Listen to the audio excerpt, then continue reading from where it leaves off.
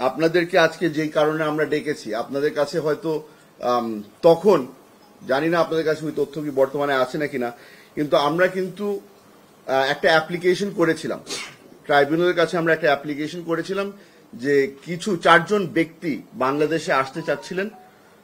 তারা আমার বাবার ডিফেন্স উইটনেস হিসাবে বাংলাদেশে আসতে চেয়েছিলেন, তবে ট্রাইব্যুনাল সেটাও নাকচ করে দেয়।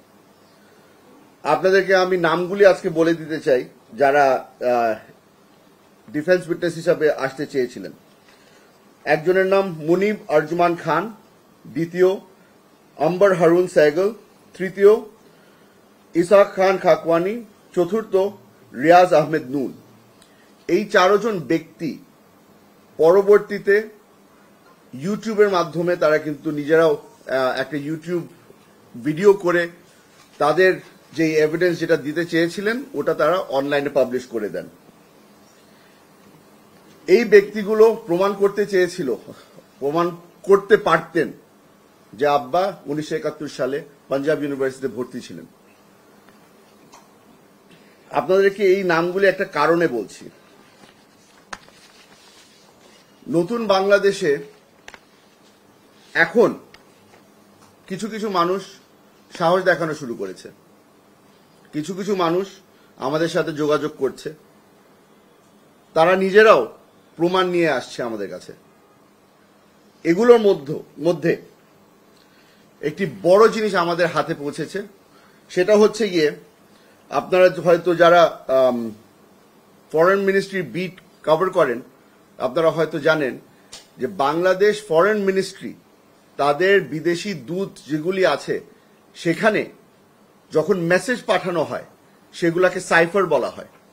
এই সাইফারগুলাকে বেশিরভাগ সময় কোডেড সিক্রেট থাকে। এইটারই একটা সাইফার মেসেজ আমাদের হাতে এসে পৌঁছেছে।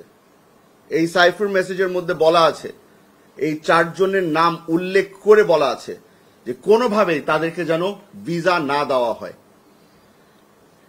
এই সাইফার মেসেজের মাধ্যমে প্রমাণ হচ্ছে যে আমাদের সাথে একটা খুব বড় অন্যায় হয়েছে। আমার বাবাকে তারা কোনোভাবেই ফেয়ার জাস্টিসের কাছে ধীরেও আনতে পারল না। আমার বাবাকে হত্যা করা হয়েছে, এটা একটা জুডিশিয়াল মার্ডার ছিল, এবং এটার সাথে বাংলাদেশের আওয়ামী লীগ রেজিমের সরকার সরাসরি জড়িত ছিল। আমাদের প্রায়োরিটি লিস্টে অনেক কিছু আছে, আমরা কি কি চাই অনেক কিছু আছে, কিন্তু প্রায়োরিটির মধ্যে 1 নম্বরে কিন্তু হচ্ছে যে আমার বাবার নাম আমাদের ক্লিয়ার করতে হবে। উনি যে যুদ্ধ অপরাধী ছিলেন না, উনি যে পাকিস্তানে তখন ছিলেন, উনি একজন স্টুডেন্ট ছিলেন পাঞ্জাব ইউনিভার্সিটি, এটা প্রমাণ করা আমার জন্য আপমোস্ট ইম্পর্টেন্স। হ্যাঁ, আপনি যে কথাটা বলেছেন যে আব্বারকে টর্চার করা হয়েছিল, অফকোর্স আমরা সেটার বিচারও চাই, তবে যে ব্যক্তি চলে গেছে উনি আর ফিরে আসবেন না। যেটা রেখে গেছে আমাদের জন্য ওটা হচ্ছে ওনার নাম, ওই নামটাকে আমাদের ক্লিয়ার করতে হবে।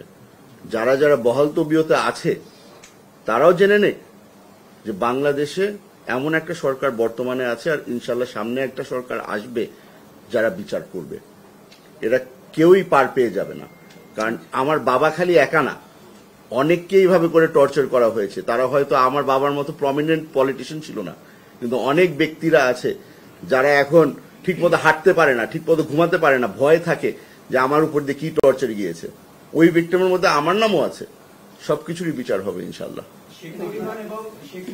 চৌধুরী পরিবারের মধ্যে একটা পারিবারিক সম্পর্ক ৭১-এর আগেও ছিল, এবং আপনার কি মনে হয় পারিবারিক সদস্য হিসেবে শেখ হাসিনার এত জিজ্ঞাসা কেন ছিল চৌধুরী পরিবারের?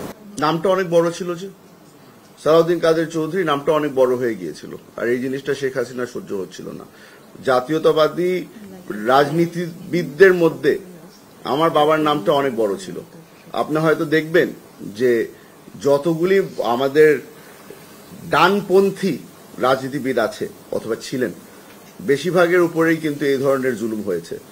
আপনি ইলিয়াস আলী সাহেবের কথা চিন্তা করে দেখেন, আপনি সালাউদ্দিন আহমেদ সাহেবের কথা চিন্তা করে দেখেন, সবগুলি ব্যক্তির উপর দিয়ে কিছু না কিছু ঘটেছে। আর এই জিনিসটা আপনাদের জেনে রাখা উচিত যে মানে আমরা যাদেরকে বিচারের আওতায় আনতে চাচ্ছি সকলেই কিন্তু এক ব্যক্তির অর্ডারেই কাজ করছিল। শেখ হাসিনা। এখানে চেইন অফ কমান্ড বলতে সবকিছু গিয়ে ওনার পায়ে গিয়েই পড়ে। তো আমাদের সবার ইচ্ছা, আমাদের সবার বিশ্বাস যে একদিন না একদিন শেখ হাসিনার বিচার হবে। সেই জিনিসটাই বাংলাদেশের মানুষ তাকিয়ে আছে ওটার জন্য।